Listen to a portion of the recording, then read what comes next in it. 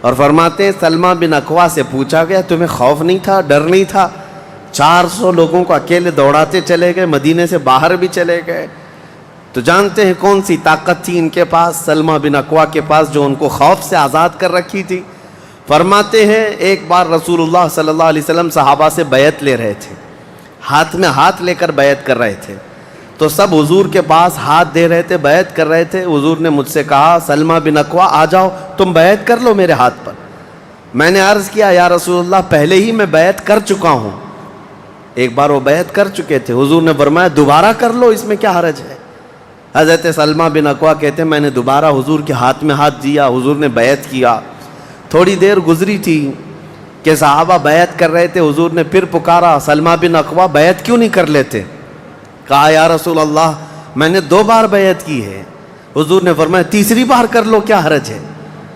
وہ حضرت سلمہ بن اکوا کہتے ہیں میں نے اپنا ہاتھ رسول اللہ کے ہاتھ میں تیسری بار دیا اور بیعت کیا، اور اس کے بعد جب نکلا حضرت سلمہ بن اکوا کہتے ہیں مجھے اس ہاتھ پر اتنا بھروسہ تھا کہ دنیا کی ہر طاقت کو دھول چٹا سکتا تھا۔ ہے جنگ خیبر کیا ہے، اس کے متعلق میں تھوڑی سی باتیں عرض کرتا ہوں۔ اس سے پہلے چھوٹے چھوٹے غزوے بھی ہوئے۔ ایک ذات القرد جنگ، چھوٹی سی جنگ ہے جس کو میں اکثر اپنی تقریروں میں کہا بھی کرتا ہوں۔ عبد الرحمن فزاری قارہ کا رہنے والا ایک شخص 400 لوگوں کو لے کر آیا تھا ذات القرد، مدینے سے قریب ایک چراگاہ تھی جہاں رسول اللہ صلی اللہ علیہ وسلم کی اونٹنیاں چرتی تھیں اور کھجوروں کے باغیچے تھے۔ تو اس عبد الرحمن نامی کافر نے حضور کی اونٹنیوں کو قبضہ کر لیا اور کھجوریں بھی چوری کر لیا اور بھاگنے لگا۔ اس وقت مدینے کے ایک صحابی حضرت سلمہ بن اکوا رضی اللہ تعالیٰ عنہ اکیلے تھے، انہوں نے 400 لوگوں کو دوڑانا شروع کر دیا۔ وہ اکیلے ہی 400 لوگوں کو دوڑاتے رہے، اتنا دوڑائے کہ وہ سب بھاگتے رہے، کیونکہ مدینہ طیبہ سے اس وقت کوئی اس واقعے کی خبر نہیں پا سکا تھا سوائے حضرت سلمہ بن اکوا کے۔ ان کو رسول اللہ صلی اللہ تعالیٰ علیہ وسلم کا عظیم سپاہی کہا جاتا ہے سلمہ بن اکوا۔ یہ تیز دوڑتے اتنا تھے کہ عربی گھوڑا بھی ان کی دوڑ کو نہیں پکڑ پاتا تھا۔ اب یہ جب ان 400 لوگوں کو بھگاتے رہے اور اپنی تیروں سے ان کو نشانہ بناتے رہے، حیرت کی بات ہے جب بھی میں واقعہ پڑھتا ہوں حدیثوں میں موجود ہے کہ 400 لوگ ایک آدمی سے ڈر کر بھاگ بھی رہے ہیں اور بھاگتے جا رہے ہیں اور یہ ان کو بھگاتے جا رہے ہیں۔ پہاڑیاں آ گئیں تو عبد الرحمن قارہ کا رہنے والا شخص پلٹ کر کے پوچھتا ہے اے شخص تو کیوں دوڑا رہا ہے، ہمیں کیوں بھگا رہا ہے، کیا چاہتا ہے؟ حضرت سلمہ بن اکوا نے کہا جب تک تمہاری جھولی میں مدینے کی ایک کھجور بھی باقی رہے گی میں تمہیں زندہ نہیں چھوڑوں گا، اور جب تک رسول اللہ کی اونٹنیاں تم نے قبضہ کی انہیں آزاد نہیں کرو گے میں تمہارا راستہ آزاد نہیں رکھوں گا۔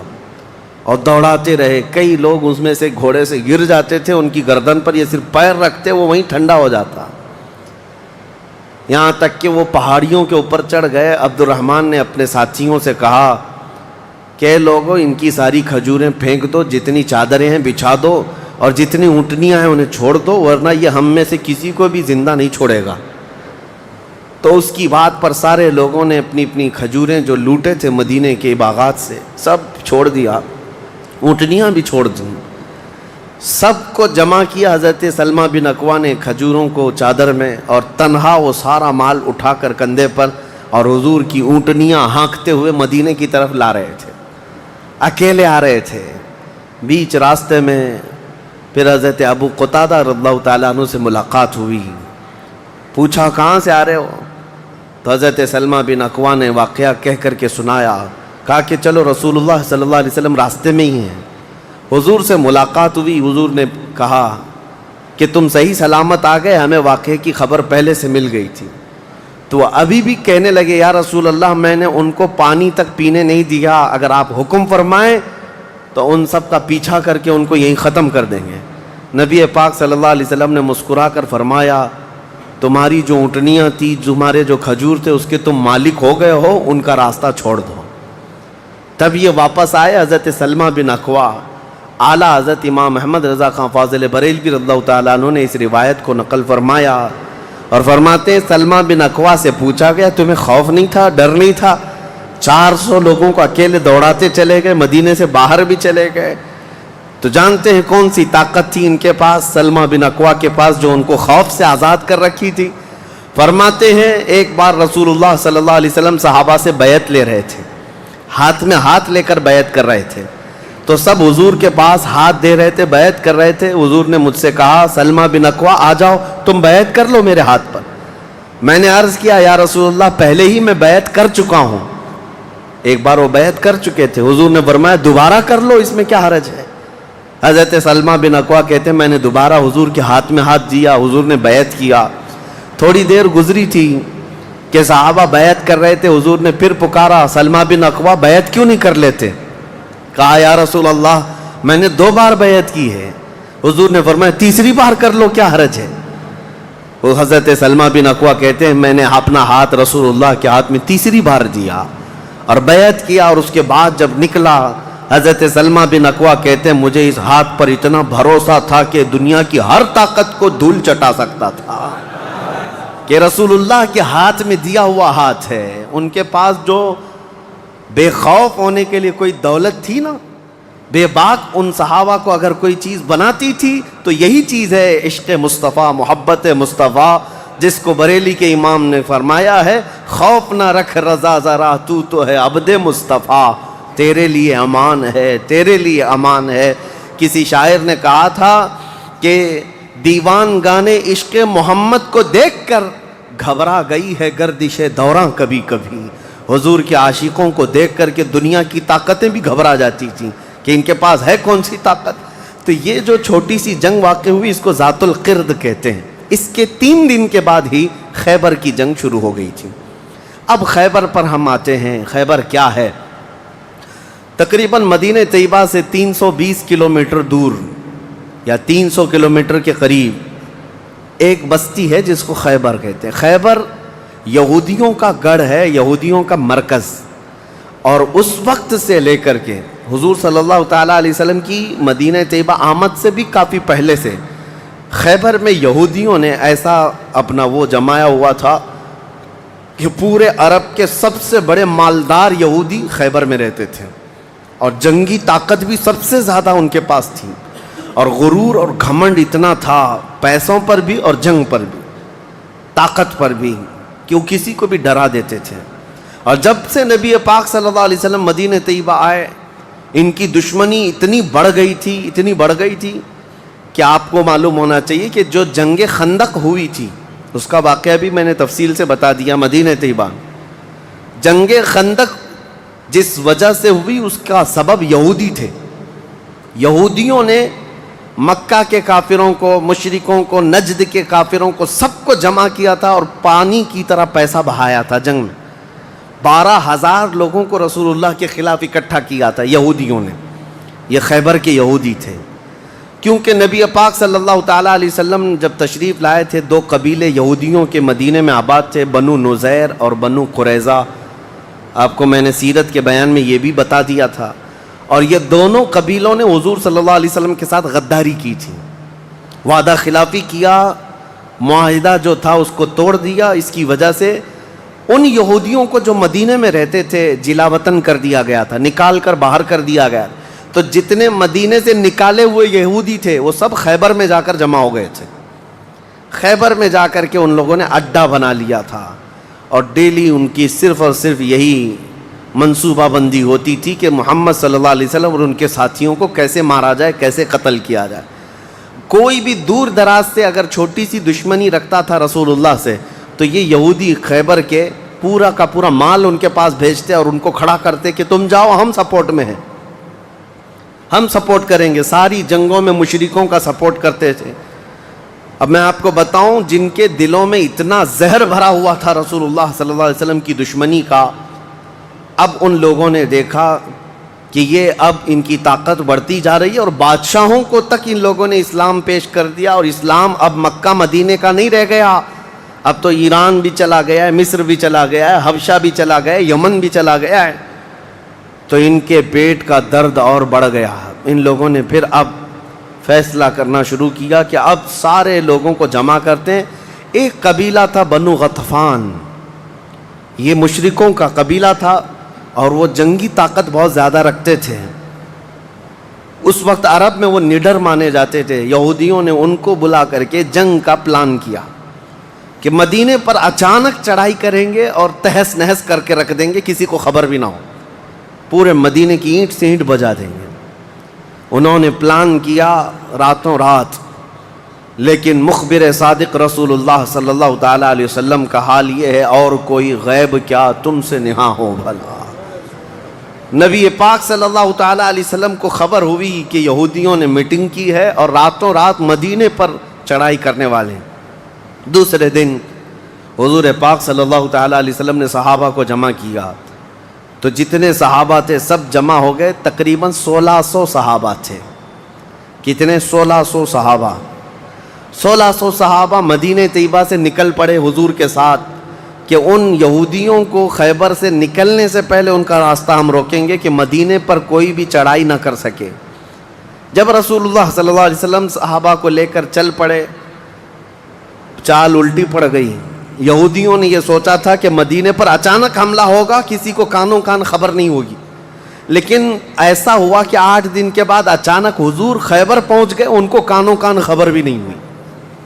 نبی پاک صلی اللہ تعالیٰ علیہ وسلم صحابہ کے ساتھ جب پہنچے, صبح ہو رہی تھی, خیبر کی وادیوں میں حضور داخل ہو رہے تھے, تو یہودی اپنے اپنے کھیتوں میں کام کرنے کے لیے جا رہے تھے. جیسے ہی مدینے کی فوج کو دیکھا, ہیبت طاری ہو گئی, الٹے قدم اپنے قلعوں میں واپس بھاگتے رہ گئے اور چیخ مارتے رہ گئے کہ محمد بھی آئے ہیں اور مسلمان بھی آئے ہیں. حضور صلی اللہ علیہ وسلم نے ان کی چیخ و پکار کو سنا تو ایک جملہ فرمایا. حضور صلی اللہ علیہ وسلم فرماتے ہیں, جن کافروں کی وادی میں ہم اتر پڑے ان کی صبح خراب ہو ہی جاتی ہے, اور یہ خیبر اب برباد ہوگا. حضور کے الفاظ تھے, جملہ نکلا. صحابہ کرام اتنی جوش سے نعرہ لگا رہے تھے کہ یہودیوں کے سارے قلعے صحابہ کی آواز سے گونجنے لگ گئے. خیبر میں 8 قلعے تھے, 8 مشہور قلعے. انہوں نے بہت مشہور اس وقت کی طاقتور یعنی عمارتیں ایسی بنا رکھی تھیں کہ ان کا یقین تھا کہ کوئی ان قلعوں کو توڑ نہیں سکے گا. اور حد تو یہ ہے کہ آج 1400 سال گزر گئے, ابھی بھی وہ قلعے موجود ہیں, آج بھی موجود ہیں خیبر میں. وہ قلعوں کے باقیات, کھنڈرات ابھی بھی موجود ہیں. اب آپ اندازہ کریں کہ 14 صدیاں گزرنے کے بعد اب بھی وہ قلعے ہیں, تو اس وقت کتنے محفوظ رہے ہوں گے, کتنے مضبوط رہے ہوں گے. ان کو بڑا غرور تھا. 8 مشہور قلعے تھے, قلعہ نائم, قلعہ نطات, قلعہ قموس. ان کے نام تھے الگ الگ, ہر قلعہ الگ الگ کاموں کے لیے استعمال ہوتا تھا. اب نبی پاک صلی اللہ تعالیٰ علیہ وسلم خیبر جب پہنچے, 1600 صحابہ ہیں. اب سنیے, ایک قلعہ نائم تھا جس میں سارا ذخیرہ تھا, کھانا پانی اور سب کچھ وہاں پر تھا, اور اس کی ذمہ داری سلام بن مشکم نام کا ایک یہودی, وہ بہت ہی بغض و عداوت میں بھرا ہوا یہودی تھا, اس کے ذمہ تھی. اور قلعہ قموس جو سب سے بڑا قلعہ تھا, اس کی ذمہ داری مرحب نام کے یہودی کے پاس تھی. اور مرحب وہ شخص ہے جس کے بارے میں مشہور تھا کہ وہ 1000 لوگوں سے تنہا لڑ سکتا ہے. 1000 انسانوں کی طاقت تھی جس کے پاس, اس کا نام مرحب تھا. پورے خیبر کے یہودی اس سے ڈرتے تھے. اور قلعہ قموس جو سب سے بڑا قلعہ تھا وہ اس کے انڈر میں ہوا کرتا, سب ان کی تقسیم تھی. اب جب نبی کریم صلی اللہ تعالیٰ علیہ وسلم شروعات فرمائی تو قلعہ نائم جو قریب تھا آبادی سے, اس پر چڑھائی شروع کر دی. تو جو صحابہ وہاں گئے تھے قلعہ نائم, تو صحابہ اکرام کو سخت مصیبت اٹھانی پڑی, کیونکہ اتنی سخت گرمی تھی کہ جس کی وجہ سے حلق میں کانٹے پڑ جاتے تھے پیاس کی شدت سے. کئی صحابہ اس میں شہید ہوئے. آخر کار قلعہ نائم فتح ہو گیا. ایک قلعہ فتح ہوا, دوسرا فتح ہوا, تیسرا فتح ہوا. قلعے اس طرح سے فتح ہونے لگ گئے. یہودیوں کی تعداد میں آپ کو بتاؤں, یہ 1600 صحابہ تھے, اور یہودی اس وقت خود اور قبیلہ بنو غطفان جو مشرکوں کا قبیلہ تھا ان کو بھی جنگ کے لیے اپنے قلعے میں بلا لیا تھا. کل تعداد سب کی ملا کر 8000 ہو چکی تھی. 8000 لوگ 1600 لوگوں سے ڈرے ہوئے, سہمے ہوئے قلعوں میں بندے ہیں, کوئی باہر نکلنے کو تیار نہیں. اب اس کے بعد یہ خیبر کا معاملہ بڑھتا گیا. اس میں ہوا یہ کہ آخری جو قلعہ تھا قلعہ قموس، یہ سب کے بس کی بات نہیں تھی. بہت مضبوط قلعہ، اور جو آدمی اس کا سپہ سالار ہے، شہ سوار ہے، وہ مرحب ہے. پورا عرب جانتا تھا اس کی طاقت کو. پہلے دن نبی کریم صلی اللہ تعالیٰ علیہ وسلم نے صحابہ کی ایک جماعت حضرت ابو بکر صدیق رضی اللہ تعالیٰ عنہ کی سپہ سالاری میں بھیجی. حضرت ابو بکر صدیق آئے، بہت ہی جام بازی اور بہادری کے ساتھ لڑائی کی، لیکن وہ اتنا سخت تھا کہ یہودیوں کی طرف سے بہت سخت طریقے سے ڈیفنس ہوتا تھا. صحابہ پیچھے ہٹ گئے، کچھ شہید ہوئے، کچھ زخمی ہوئے، واپس آئے. پھر دوسرے دن سیدنا عمر ابن خطاب رضی اللہ تعالیٰ عنہ کے حوالے حضور صلی اللہ علیہ وسلم نے فرمایا. حضرت عمر فاروق رضی اللہ تعالیٰ عنہ گئے. صحابہ کی ایک جماعت تھی، لیکن آج کا دن اور زیادہ سخت ہو گیا. سارے یہودیوں نے اپنی طاقت جھونک دی قلعہ قموس کو بچانے کے لیے. حضرت عمر فاروق رضی اللہ تعالیٰ عنہ صحابہ کی جماعت کو لے کر شام میں واپس آ گئے. اب یہ محاصرہ بڑھ گیا. 20 دن چلا کنٹینیو محاصرہ ان قلعوں کا، لیکن فتح ہونے کا نام نہیں تھا. جلال پیغمبری کو دیکھیں ہیں، صحابہ 20 دن سے تپتی ہوئی گرمی میں مدینے سے 300 کلومیٹر باہر ہیں. عرض کیا یا رسول اللہ صلی اللہ علیہ وسلم، ہماری منزل ابھی کہاں ہے، کب تک ہے؟ رات کا وقت تھا، نبی کریم صلی اللہ تعالیٰ علیہ وسلم جلال میں تھے. ارشاد فرمایا لَأُعْتِيَنَّ غَدًا رَایَةً رَجُلًا يُحِبُّهُ اللَّهُ وَرَسُولُهُ. حضور اکرم صلی اللہ تعالیٰ علیہ وسلم فرماتے ہیں کل کے دن میں اپنا جھنڈا ایک ایسے آدمی کو دوں گا جس سے اللہ اور اس کے رسول محبت کرتے ہیں، اور اللہ اور اس کے رسول جس سے محبت کرتے ہیں وہ خود بھی اللہ اور اس کے رسول سے محبت کرتا ہے. اور پھر میرے آقا نے فرمایا خیبر کی فتح اسی کے ہاتھ میں رکھی ہوئی. صحابہ کہتے ہیں پوری رات بے چینی اور کروٹ لیتے ہوئے ہم نے گزاری. نبی پاک نے بشارت دی ہے تو اب تو ہونا ہی ہے. حضور نے فرما دیا ہے کہ میں کل اپنا جھنڈا اس آدمی کے ہاتھ میں دوں گا جس کو اللہ اور اس کے رسول محبت کرتے ہیں. صحابہ کہتے ہیں حضرت عمر فاروق رضی اللہ تعالیٰ عنہ فرماتے ہیں میری آنکھ تک نہ لگی پوری رات، اور اس تمنا میں کہ صبح ہوگی تو حضور صلی اللہ علیہ وسلم وہ جھنڈا مجھے دے دیں. کہ اس میں 3 بشارتیں تھیں. ایک بشارت یہ تھی کہ وہ شخص جس کو میں جھنڈا دوں گا وہ اللہ اور رسول سے بہت محبت کرتا ہے. دوسری بشارت یہ تھی کہ اللہ خود اس سے محبت کرتا ہے. تیسری بشارت یہ تھی کہ اسی کے ہاتھ میں خیبر کی فتح رکھی ہے. حضرت عمر کہتے ہیں پوری رات پلک بھی جھپکا نہیں، اسی آس میں اسی امید میں پوری رات گزاری. پورے صحابہ کا یہی حال تھا. صبح جب ہوئی دوڑے دوڑے نبی کریم صلی اللہ تعالیٰ علیہ وسلم کی جلوں میں حاضر ہوئے. اللہ کے حبیب صلی اللہ علیہ وسلم کے ہاتھ میں پرچم تھا، جھنڈا تھا. اب جنگ کے لیے روانہ کرنا تھا. نبی کریم صلی اللہ علیہ وسلم کے سامنے صحابہ کی فوج ہے. سارے صحابہ گردنیں اونچی کر کر کے دیکھ رہے ہیں، لیکن نبی پاک صلی اللہ تعالیٰ علیہ وسلم نے اس بھرے مجمع میں اعلان فرمایا علی کہاں ہے، علی کہاں ہے. اس مجمع میں حضرت علی نہیں ہیں. صحابہ نے کہا یا رسول اللہ وہ بخار میں ہیں، بیمار ہیں اور آشوب چشم ہے، آنکھیں لال ہو چکی ہیں، آنکھوں سے پانی آ رہا ہے. نبی کریم صلی اللہ علیہ وسلم نے فرمایا لاؤ، اسی حالت میں بلا لاؤ. صحابہ گئے، حضرت علی کو بلا لائے. بخار کی حالت میں ہیں، آنکھوں میں آشوب ہے، سرخی آ چکی ہے. نبی کریم صلی اللہ علیہ وسلم نے قریب بلایا، اپنا لعاب پاک نکال کر ان کی آنکھوں میں لگایا. حضرت علی فرماتے ہیں مجھے ایسا لگا کبھی آنکھوں میں کوئی مرض آیا ہی نہیں تھا، بخار بھی نہیں تھا. نبی کریم صلی اللہ تعالیٰ علیہ وسلم نے اپنے ہاتھ میں موجود پرچم حیدر کرار کے ہاتھ میں دیا، کہا جاؤ علی تمہارے ہاتھ میں اللہ نے فتح رکھی ہے. میرے عزیزو ایک بات میں آپ کو بتا دوں کہ یہ کیا معاملہ ہے. جب رسول کریم صلی اللہ تعالیٰ علیہ وسلم کو یہ معلوم ہے کہ حضرت علی کے ہاتھ میں ہی یہ جنگ فتح ہونی ہے تو پہلے دن کسی اور کو کیوں بھیجا، دوسرے دن اور صحابی کو بھیجا. یہ 20 دن کا محاصرہ کس بات کا تھا، یہ سارے معاملات کس لیے تھے؟ ایک بات یاد رکھیں، فتح اسلام کے حق میں ہے اور غالب اسلام ہو کر رہے گا، لیکن قدرت کا قانون یہ ہے جیسے معراج میں بھی آپ کو معلوم ہے نمازیں تو 5 ہی ہونی تھی، لیکن 9 مرتبہ حضور صلی اللہ علیہ وسلم کو آنا جانا کیوں رکھا گیا؟ خدا کی قدرت کا قانون یہ ہے کہ پہلے اسباب کی طرف دیکھو، بعد میں اسباب کا خالق خود تمہارے لیے راستے پیدا فرمائے گا۔ جنگ تو فتح ہونی ہی ہے، لیکن تمہیں اسٹرگل کرنا پڑے گا، میدان میں مشکلیں اٹھانی پڑیں گی، بعد میں فتح تو تمہارے ہاتھ میں اللہ نے دی ہے۔ حضرت علی کرم اللہ وجہہ الکریم اپنے ہاتھ میں پرچم لے کر کے جب قلعہ قموس کی طرف بڑھتے ہیں، جانتے ہیں وہ تاریخ کا وہ عظیم دن ہے، محرم کی غالباً 9ویں تاریخ ہے۔ میں نے شروع میں ہی کہا کہ یہ ایک تاریخ کا ایسا حصہ ہے جس سے ساری باتیں آگے کی فتوحات جڑی ہوئی ہیں۔ کیوں میں آپ کو بتاتا ہوں، حضرت علی جس انداز سے جا رہے تھے اس وقت لوگوں کے اندر ہیبت طاری تھی، صحابہ آپ کے ساتھ تھے۔ جیسے ہی قلعہ قموس کے پاس گئے، سیدھے حضرت علی کرم اللہ وجہہ الکریم نے للکار کر کے مرحب یہودی کو بلایا کہ باہر آ جا اپنے قلعے سے اور مجھ سے مقابلہ کر۔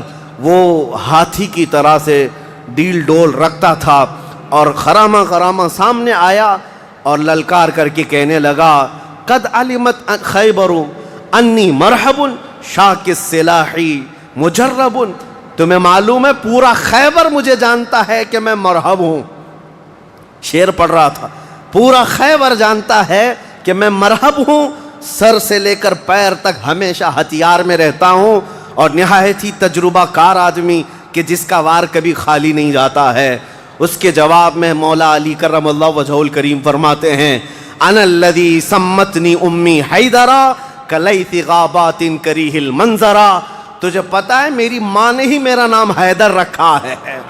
حیدر کا مطلب ہوتا ہے شیر، میری ماں نے میرا نام حیدر رکھا ہے، کلیث غابات کریہ المنظرا، ہیبت ناک شیر جب بھوک کی وجہ سے کچھار میں دہاڑتا ہے اس کو حیدر کہا جاتا ہے۔ جب یہ رجزی اشعار کا تبادلہ ہو رہا تھا، وہ یہودی مرحب جو سر پر ٹوپی پہنتا تھا ویسی ٹوپی لوہے کی کسی کے پاس تھی نہیں، جسم پر جو لوہے کا خود لباس ہوتا تھا ویسا لباس کسی کے پاس نہیں تھا۔ مقابلے میں وہ آیا اور اس نے حضرت علی کرم اللہ وجہہ الکریم پر بہت تیز وار کی، لیکن وار خالی گیا۔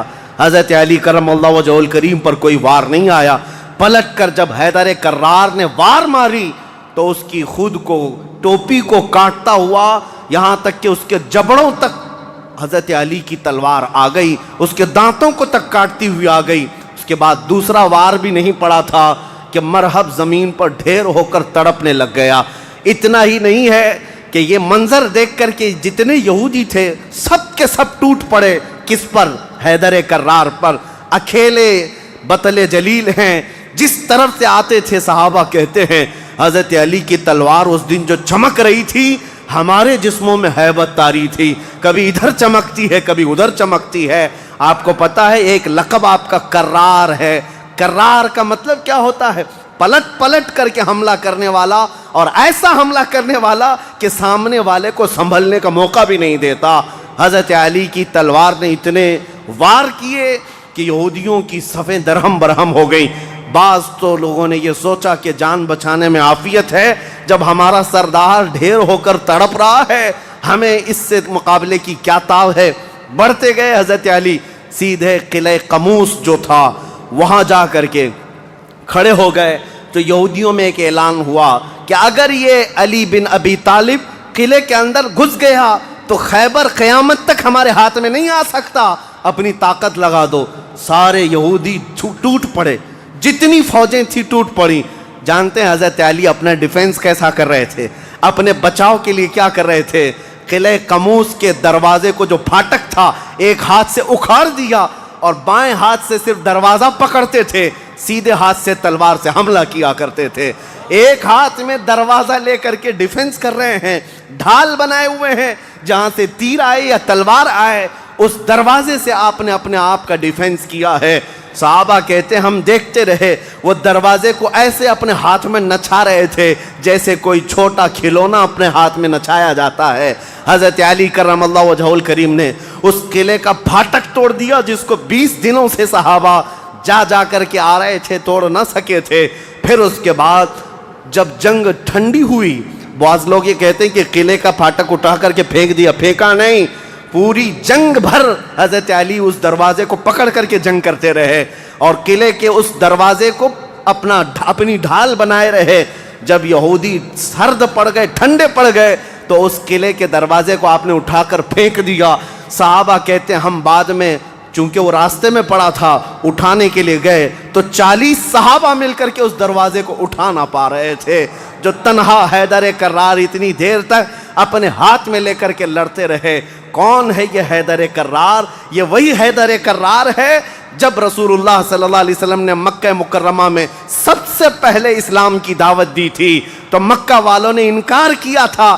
9 سال کا ایک بچہ کھڑا ہوا تھا، کہا یا رسول اللہ میں آپ کے دین کی حمایت کروں گا. پتلی پتلی ٹانگیں تھی، کمزوری تھی. رسول اللہ نے اس 9 سال کے بچے کو دیکھا اور سینے سے لگایا اور بارگاہ رب العزت میں عرض کیا کہ مولا اس کی ٹانگوں میں اور اس کی بازوؤں میں تو طاقت عطا فرما.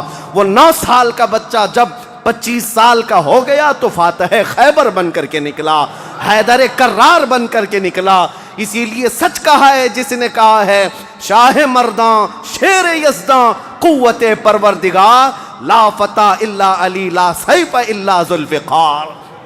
یہ ہے جس کا مطلب یہ ہوتا ہے فارسی میں شاہ مرداں شیر یزداں. نوجوانوں کا اگر کوئی بادشاہ ہے تو وہ حیدر کرار ہے. شیر یزداں اگر اللہ کا کوئی شیر ہے تو حیدر کرار ہے. قوت پروردگار، اللہ کی طاقت کا مظہر دیکھنا ہے تو وہ علی بن ابی طالب ہے. لا فتح الا علی، سچ کہا جس شاعر نے کہا لا فتح الا علی. پورے لوگوں میں اگر جوان کوئی کہانے کے لائق ہے تو وہ علی بن ابی طالب کا نام ہے. لا سیف الا ذوالفقار. اور دنیا میں اگر کسی تلوار کو تلوار کہلانے کا حق ہے تو وہ ذوالفقار حیدری کا نام ہے. عزیزان گرامی اوقات، یہ خیبر فتح ہوا. جیسے یہ خیبر فتح ہوا صحابہ میں اتنا جوش بھر گیا تھا، نہ قلعہ قموس باقی رہا نہ مرحب باقی رہا. اور خیبر کو جو مولا علی نے اس وقت توڑا تھا، 14 صدیاں گزر گئی، آج تک یہودیوں کا اس میں داخلہ نہ ہو سکا تھا. یہودیوں کو پتا تھا ایک بار علی اس میں داخل ہو گیا تو قیامت تک خیبر ہمارے ہاتھ میں نہ آ سکے گا. آپ کو پتا ہے 2018 کی بات میں بتاؤں، 2018 میں انگلینڈ میں لندن کی سڑکوں پر پوسٹر اور بینر ہورڈنگ کارڈ لیے ہوئے یہودی احتجاج کر رہے تھے، پروٹیسٹ کر رہے تھے کہ خیبر ہمارا تھا، ہم کو نکالا گیا تھا اور تمہاری ہماری لاسٹ جنگ خیبر تھی، اس کے بعد نہیں ہوئی. اس طرح کی باتیں. یعنی میں نے محسوس کیا کہ مسلمان تو بھول گئے خیبر کیا ہے. یہودیوں کو جن کو مار پڑی تھی آج بھی یاد ہے کہ مولا علی نے کیسے مارا تھا. آج بھی یاد ہے کہ حیدر کرار کی وار کیسی تھی. صدیاں گزر گئیں، وہ زخم ابھی تک بھرا نہیں ہے. اسی لیے میرے عزیزو، آپ کو دیکھنا چاہیے کہ گریٹر اسرائیل کا نقشہ جو انہوں نے بنایا ہے، اسرائیل جو آج فلسطین کے حصے میں زبردستی قبضہ کیا ہوا ایک چھوٹا سا ملک، ناجائز قبضہ، انہوں نے جو اپنے خوابوں کا ایک نقشہ بنایا ہے کہ اسرائیل کہاں تک ہوگا. انٹرنیٹ پر دیکھیں گے تو آپ محسوس کریں گے انہوں نے گریٹر اسرائیل کا نقشہ جو بنایا اس میں خیبر بھی شامل کیا ہے کہ خیبر تک، مدینے کی وادیوں تک ان کو اسرائیل بنانا ہے. جہاں سے ہم نکلے تھے وہاں واپس آئیں گے، لیکن انشاءاللہ العزیز ایسا کبھی نہیں ہوگا. مولا علی کرم اللہ وجہہ الکریم کی وار جو پڑی تھی وہ قیامت تک تازہ رہے گی انشاءاللہ. میرے عزیزو، خیبر فتح ہونے کے بعد اب عدل مصطفیٰ کو بھی دیکھو. نبی کریم صلی اللہ تعالیٰ علیہ وسلم، یہ وہ یہودی ہیں جو ساری جنگوں میں جڑ کا کام کرتے رہے، جڑ کا کام کرتے رہے، لوگوں کو بھڑکانے میں، حضور کے خلاف دشمنی پر ابھارنے میں، پیسہ بہانے میں، سب کام کرتے رہے. آج سب ٹوٹ کر بکھر گئے. نبی کریم صلی اللہ تعالیٰ علیہ وسلم کو اب کیا کرنا تھا. حضور صلی اللہ علیہ وسلم نے دوسرے دن جب صحابہ سے مشورہ لیا، صحابہ نے عرض کیا جیسے ان کو مدینے سے بھگایا گیا تھا خیبر سے بھی نکال دیں، یہاں سے بھی نکال کر ان کو جلا وطن کر دیں. لیکن وہ مصطفیٰ کریم صلی اللہ تعالیٰ علیہ وسلم جو عظیم اخلاق لے کر کے زمین پر تشریف لائے، خیبر کے یہودیوں سے پوچھا کہ تم کو جلا وطن کیا گیا تھا اور تم نے بار بار ایگریمنٹ توڑا، معاہدے توڑے، اب یہاں سے بھی تمہیں جلا وطن کرنے کا مشورہ آیا ہے صحابہ سے. یہودیوں نے رونا دھونا شروع کیا اور کہا آپ اللہ کے نبی محمد مصطفیٰ صلی اللہ علیہ وسلم عدل کے شہسوار ہیں، ہمیں موقع عطا کریں، ہم خیبر چھوڑ کر جانا نہیں چاہتے، ہماری زمینیں ہمیں دے دیں، لیکن سال بھر میں جتنی بھی اس کی آمد ہوگی اس کا آدھا ہم مدینے پہنچا دیں گے، کھجوریں ہوں، فصلیں ہوں۔ نبی کریم صلی اللہ تعالیٰ علیہ وسلم نے سب کو معاف کر دیا، خیبر ان کے حوالے کر دیا، اور پھر وہ آدھا حصہ مدینہ طیبہ ہر سال دینے کے لیے راضی ہو گئے، اور اس پر حضور صلی اللہ علیہ وسلم نے فیصلہ فرما لیا۔ اب اتنی بات نہیں، حضرت عبداللہ بن رواحہ رضی اللہ تعالیٰ عنہ ہر سال جب یہ خیبر آتے یا ایک دوسرے صحابی یہ آدھا حصہ لینے کے لیے آتے تھے تو پورے خیبر کے یہودی مال جمع کرتے، اس میں آدھا آدھا حضرت عبداللہ فرما دیتے، اور اس کے بعد یہ نہیں ہے کہ لے کر کے نکل جاتے، سارے یہودیوں کو جمع کرتے، کہا میں نے پورے مال کا آدھا آدھا کیا ہے، ان میں سے جو حصہ تمہیں پسند ہے وہ رکھ لو، باقی مدینے بھیج دو۔ یہودی کہتے ہیں ایسا عدل ہم نے کہیں دیکھا ہی نہیں کہ ہمیں پہلے کہہ دیا جائے، ورنہ کوئی بھی ہوتا حاکم تو اچھا مال اٹھا لیتا اور برا مال چھوڑ کے چلا جاتا۔ یہ رسول اللہ کے صحابہ تھے، کہتے جو تمہیں پسند ہے وہ رکھ لو، جو چھوٹ گیا وہ مدینے بھیج دو۔